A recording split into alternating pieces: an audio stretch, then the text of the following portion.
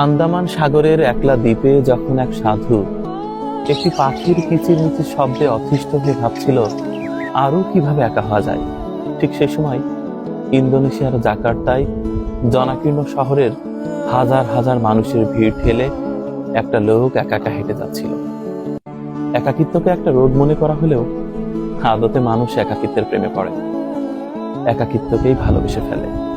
এই পৃথিবীর জাগতিক যন্ত্রণা থেকে মুক্তি পেতে একাকিত্বকেই সকলে সঙ্গী করে নেয়। অনেকে বলেন অসুস্থতা কাকে বলে? আমি বলবো প্রকৃতি থেকে আপনার দূরত্বটাই আপনার অসুস্থতা।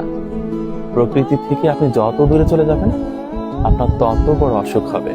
দেখুন হলুদ সমুদ্র, আহা কি দারুণ ঘ্রাণ!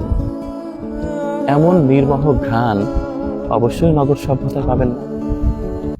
একাকিত্বে বসে আছি, চারপাশে শুনশান নীরবতা, শুধু মৌমাছিদের গন্ধ, ঘুঘু শব্দ। মৌমাছিরা ভীষণ ব্যস্ত, অথচ আমার হাতে কোনো কাজ নেই, একেবারে একা বসে আছি।